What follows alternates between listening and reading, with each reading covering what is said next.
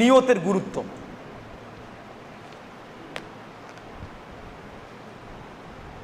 ইমাম বুখারী তার বুখারী শুরু করতে গিয়ে প্রথম একটা হাদিস নিয়ে এসেছেন, জানেন তো? এটা জানেন না? ইন্নামাল আমালু বিন্নিয়াত। এই হাদিসটার ব্যাপারে আলোচনা করি আপনাদেরকে। হ্যাঁ, এই হাদিসটা কি? এই হাদিসটা এমন একটা হাদিস, ভালো করে খেয়াল করবেন, নিয়তের পরিশুদ্ধতা দরকার। এই হাদিসটা এমন একটা হাদিস, ইমাম বুখারী চিন্তা করলেন যে আমি পিছনে অনেক হাদিস আলোচনা করব, অনেক আমলের ব্যাপারে বলবো, অনেক আকীদার ব্যাপারে বলবো, অনেক কিছুর ব্যাপারে বলবো, কিন্তু এত কিছুর পূর্বে, এত কিছু করার আগে তিনি নিয়তের হাদিসটা নিয়ে এসেছেন। তিনি চিন্তা করলেন যদি নিয়ত ঠিক না থাকে, এই যে পিছনে এত আমলের কথা বলবো সব কি হয়ে যাবে? বাতিল হয়ে যাবে না? সব বাতিল হয়ে যাবে। পরিশুদ্ধ নিয়ত ছাড়া আল্লাহ আমল কবুল করেন না। এই জন্য ইখলাস দরকার, ঠিক কিনা?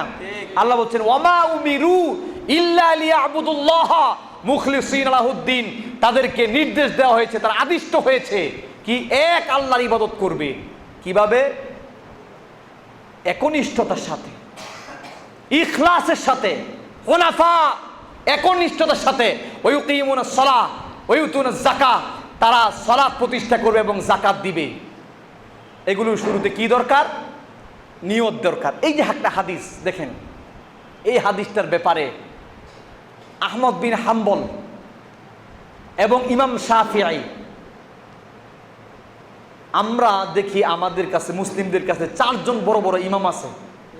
এর মধ্যে একজন ইমাম আবু হানিফা, ইমাম মালিক, ইমাম শাফিঈ, ইমাম আহমদ বিন হাম্বল।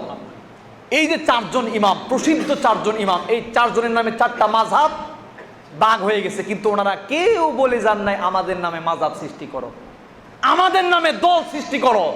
কেউ বলে যান নাই। আজকে ওনাদের নামে মাযহাব সৃষ্টি হয়ে গিয়ে আজকে বিভিন্ন দলে দলে মানুষ বিভক্ত হয়ে গেছে। বলছিলাম এই 4 জন ইমামের মধ্যে হাদিসের দিক থেকে সবচাইতে বড় ইমাম এই 4 জনের মধ্যে, বলেন তো কে?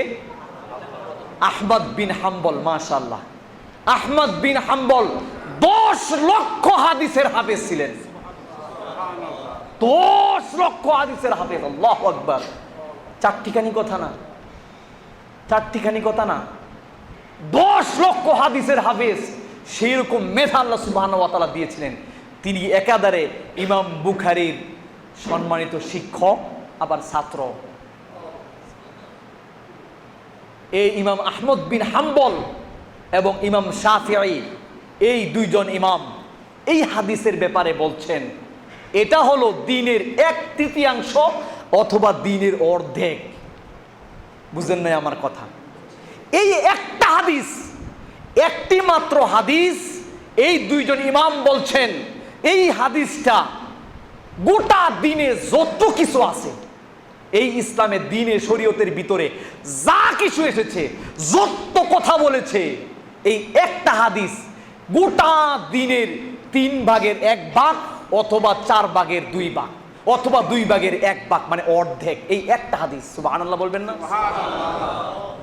আর ইমাম বুখারী তার সহিহ বুখারীতে এই হাদিসটি 1 বার নয়, 2 বার নয়, 3 বার নয়, 4 বার নয়, 7টি বার এই হাদিসটি নিয়ে এসেছেন।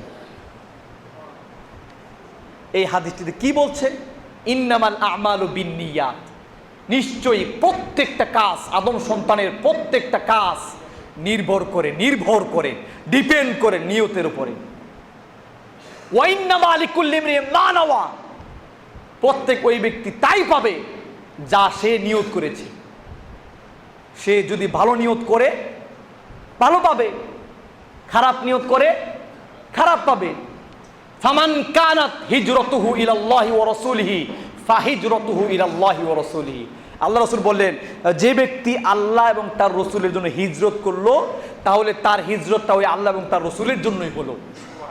ওয়ামান কানাত হিজরতুহু ইলা দুনিয়া ইউসিবুহা আও ইলা ইমরাতি ইয়ানকিহুহা ফাহিজরতুহু ইলা মা হাজারা ইলাইহি আও কামা ক্বালা আলাইহিস সালাতু ওয়াস সালাম। আল্লাহ রাসূল বললেন, আর যে ব্যক্তি হিজরত করলো দুনিয়া কামানোর লক্ষ্যে, দুনিয়া পাওয়ার জন্য, দুনিয়ার চাকচিক্য পাওয়ার জন্য হিজরত করলো, অথবা কোনো নারীকে বিবাহ করার জন্য, কোনো মহিলার সাথে বিবাহ বন্ধনে আবদ্ধ হওয়ার জন্য যদি কেউ হিজরত করে, তাহলে তার ওই হিজরত ওই দুনিয়া কামানোর জন্যই হবে, ওই মহিলার জন্যই হবে, এটা আর আল্লাহর জন্য হবে না, হবে না। এই জন্য এই হাদিস থেকে বোঝা গেল আপনার প্রত্যেকটা কাজ হতে হবে আল্লাহ এবং তার রসুলের জন্য, মানে আল্লাহর জন্য। রসুলের জন্য বলতে কি, রসুলের তরিকা অনুপাতে বুঝতে হবে। এখানে এখানে আবার শিরিকের সাথে মিশ্রণ করেন না। অবশ্যই রসুলের জন্য ইবাদত করা যাবে না, করা যাবে? রসুলকে ডাকতে পারবেন?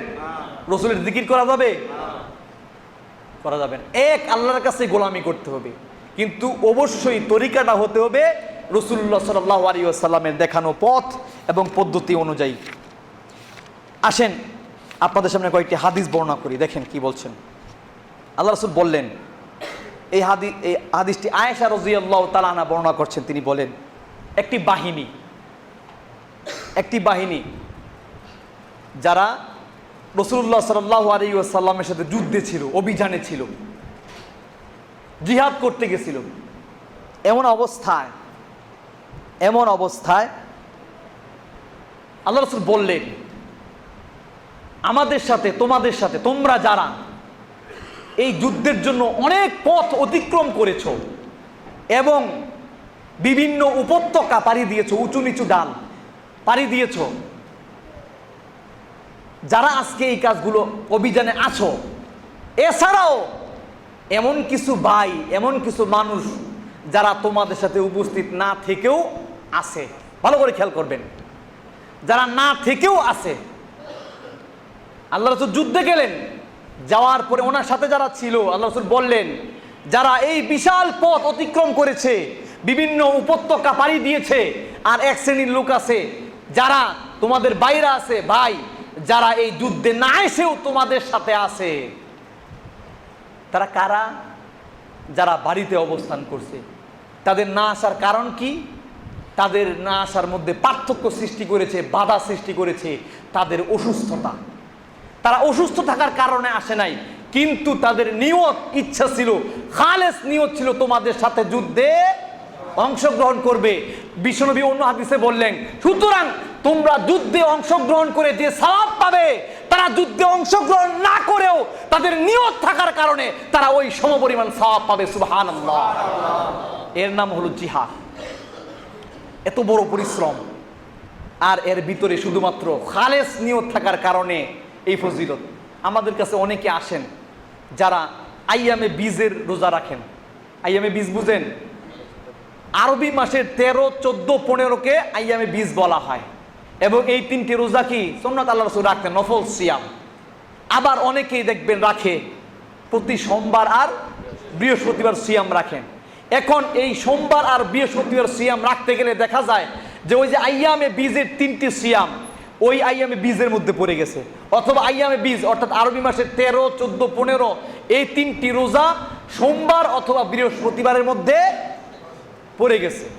এখন কি করবে তারা জিজ্ঞাসা করে, বলে আমি তো আইয়ামে বীজের রোজাও রাখি, আবার সোমবার বৃহস্পতিবার রোজাও রাখি, এখন একসাথে দুইটা কেমনে রাখি? সম্ভব? রাখা সম্ভব? রাখা সম্ভব নয়, কিন্তু সওয়াব পাওয়া সম্ভব। রোজা না রেখেও সওয়াব পাওয়া সম্ভব। কেন? যারা ওই সব সময় এই রোজাগুলো রাখে এক আল্লাহর সন্তুষ্টির জন্য, কিন্তু কোনো ঘটনাক্রমে ভৌগোলিক বা কোনো রাত দিনের পার্থক্যের কারণে কোনো রকমে এইটা ওই তারিখের সাথে মিলে গেছে, এই জন্য রোজাটা রাখতে পারে নাই, আল্লাহ রাব্বুল আলামিন এই ব্যক্তিদের আমল নামায় ওই 2 রোজার সওয়াব সমানভাবে লিখে দিবেন ইনশাআল্লাহ। এটা কেন জানেন? নিয়তের কারণে। এটাও নিয়তের কারণে। সম্মানিত উপস্থিতি, সুতরাং এই নিয়ত পরিশুদ্ধ করা দরকার। রমজান আসতেছে সামনে, আগে আপনার নিয়তটাকে স্বচ্ছ করে ফেলেন, একদম ফ্রেশ সাফ করে ফেলেন। এই নিয়তটাকে ঠিক করতে হবে। যদি নিয়তে গড়বড় থাকে তাহলে কিন্তু সমস্যা। সম্মানিত উপস্থিতি, দেখেন একটি হাদিস, আয়েশা রাদিয়াল্লাহু তাআলা হাদিসটি বর্ণনা করছেন। তিনি বলেন,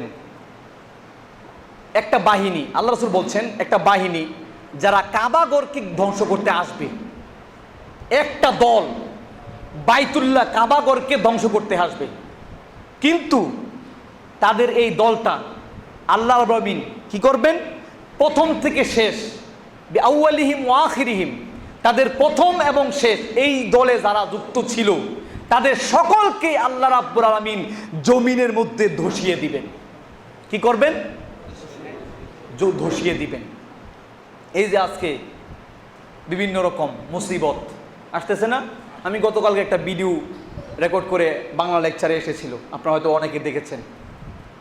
আজকে একটু আগে আমি পত্রিকার দিকে আসলাম, এখানে আসার আগে আজকে বিকালের দিকে পশ্চিমবঙ্গে আঘাত করবে ফণি, পশ্চিমবঙ্গে আঘাত করবে আশঙ্কা করছে, তারপরে খুলনা বিভাগ হয়ে আমাদের দিকে আসবে, আমাদেরকে ধরবে। এই যে একটা আযাব, এই যে গজব অথবা পরীক্ষা, মুমিনদের জন্য এগুলো কি পরীক্ষা, এগুলো আসতেছে কেন? কারণটা কি? কেন এগুলো দিয়ে আল্লাহ কি করেন? এগুলো দিয়ে আল্লাহ রাব্বুল আলামিন মানুষকে পরীক্ষা করেন। আওয়ালা ইয়ারাউনা আন্নাহুম ইফতানুনা ফি কুল্লি আমিন মাররাতান আও মাররাতাইন সুম্মা লা ইয়াতুবুন ওয়া লা হুম ইয়াযাক্কারুন। তারা কি দেখে না? তারা কি লক্ষ্য করে না? তারা কি চিন্তা করে না? আন্নাহুম ইফতানুনা ফি কুল্লি আমিন মাররাতান আও মাররাতাইন, বছরে একবার অথবা দুইবার তাদের উপরে বিভিন্ন বালা মুসিবত এবং দুর্যোগ চলে আসে, তারপরেও তারা কি তওবা করবে না? আচ্ছা বলেন তো, এই যে আযাব গজব আসে এর মধ্যে সবাইকে খারাপ লোক মারা যায় না ভালো লোক মারা যায়? ভালো লোক মারা যায় না? আচ্ছা, ঠিক একই রকম এই হাদিসটি সহিহ বুখারীতে এসেছে এবং এই রিওয়ায়াতটি সহিহ বুখারীর।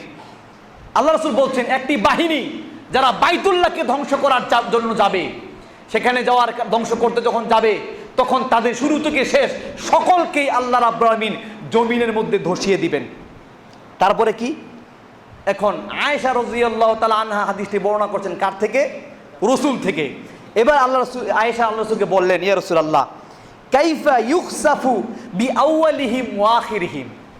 ইয়া রাসূলুল্লাহ, কিভাবে আল্লাহ রাব্বুল আলামিন প্রথম এবং শেষ সকলকে ধসিয়ে দিবেন, অথচ ওয়াফিহিম আসওয়াকুহুম, তাদের মধ্যে আছে ব্যবসায়ী যারা বাজারে যায়, ব্যবসায়িক লোক আছে যারা এই দলের সাথে সম্পৃক্ত না, বাইতুল্লাহকে ধ্বংস করার জন্য না, কিন্তু এখানে আছে, এই দলের ভিতরে পড়ে গেছে। সবাইকে যখন আল্লাহ দোষিয়ে দিবেন, অথচ এদের ভিতরে ব্যবসায়িক লোক আছে যারা বাজারে যায়, কিন্তু এখানে নাই। ওমান লাইসা ফিহিম, এদের সাথে নাই। আরো এরকম ব্যক্তি যারা তাদের সাথে অন্তর্ভুক্ত না, উদ্দেশ্য না বাইতুল্লাহকে ধ্বংস করতে যাবেন, অথচ তাদের সকলকে দোষিয়ে দিবেন। এটা কি করে? আল্লাহ রাসূল বললেন, দেখেন কি বলছেন, ইউখসাফু বিআউয়ালিহিম ওয়া আখিরিহিম, তাদের শুরু এবং শেষ সকলকেই জমিনের মধ্যে দোষিয়ে দিবেন। সুম্মা ইউবআসুনা আলা নিয়াতিহিম, অতঃপর আল্লাহ রাব্বুল আলামিন কিয়ামতের দিন তাদের সকলকে উঠাবেন তাদের নিয়তের উপরে। কিসের উপরে? নিয়তের উপরে। সুতরাং যদি তাদের নিয়ত ভালো থাকে তাহলে এদের সাথে যারা মারা গেছে তারা কি নাজাত পেয়ে যাবে। আর যদি বাইতুল্লাহকে ধ্বংস করার জন্য নিয়ত থাকে তাহলে তাদের সেই পরিণাম ভোগ করতে হবে। এখানে কি বুঝলেন? নিয়ত। সুতরাং আজকের এই ফোনের মাধ্যমে ভালো খারাপ সকলেই হয়তো অনেকেই মারা যাবে, অনেকেই ক্ষতিগ্রস্ত হবে এবং সেদিন তারা উঠবে তাদের নিয়তের মাধ্যমে।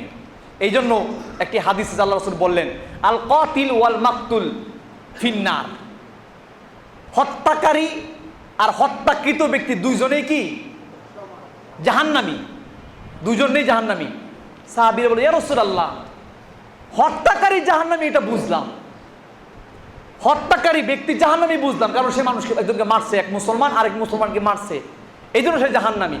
কিন্তু যাকে মারা হয়েছে সেই ব্যক্তি কেন জাহান্নামী? যখন দুইজন তরোয়ারি দিয়ে বা লাঠি দিয়ে মারামারি করে, দুইজনের উদ্দেশ্য থাকে সুযোগ পাইলে তরে মারমু, ঠিক না? কিন্তু আর একজনের সুযোগ হয়, আরেকজনের সুযোগ হয় না। সুতরাং যে ব্যক্তি এক ব্যক্তিকে মেরেছিল ওই মৃত ব্যক্তিও লালায়িত ছিল ওই ব্যক্তিকে মারার জন্য। সুতরাং এই খারাপ নিয়ত থাকার কারণে আল্লাহ রাসূল বললেন, আল কাতিল ওয়াল মাকতুল, হত্যাকারী আর হত্যাকৃত ব্যক্তি দুইজনেই জাহান্নামী। কারণটা কি? নিয়তের কারণে। সুতরাং সম্মানিত উপস্থিতি, সময় শেষ।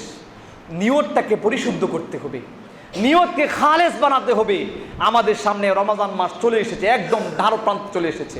নিয়তের আরেকটি হাদিস বলে আমি শেষ করবো। হাদিসটি সম্ভবত আবু হুরায়রা রাদিয়াল্লাহু তাআলা বর্ণনা করছেন। তিনি বলেন, আল্লাহ রাসূল বললেন, এক ব্যক্তি রাত্রিবেলায় নিয়ত করেছে দান করবে। দান, ভালো করে খেয়াল করবে, হাদিসটি সহিহ বুখারী। দান করবে। সে ব্যক্তি রাত্রেবেলায় তার দানকৃত বস্তুটা নিয়ে বের হয়েছে এবং দান করে দিয়েছে। কাকে? এক চোরকে দান করেছে। চোর, এক চোরকে দান করেছে। সকাল বেলায় মানুষের মুখে মুখে গত রাত্রে চোরকে দান করা হয়েছে, মানুষের মুখে মুখে এরকম কথাবার্তা এক জায়গা থেকে আরেক জায়গায় ছড়াছড়ি হচ্ছে। রাত্রেবেলায় দান করা হয়েছে চোরকে। আচ্ছা, ওই ব্যক্তি বলছে, আল্লাহ আপনার প্রশংসা, সমস্ত প্রশংসা আপনার। এই কথা বলে ব্যক্তি বলছে আমি দান করব। আবার ওই ব্যক্তি পরের দিন রাত্রেবেলা আবার দান করবে। দানের বস্তু নিয়ে বের হয়েছে, দান করেছে এক পতিতা বেশ্যা মহিলার কাছে, দান করছে।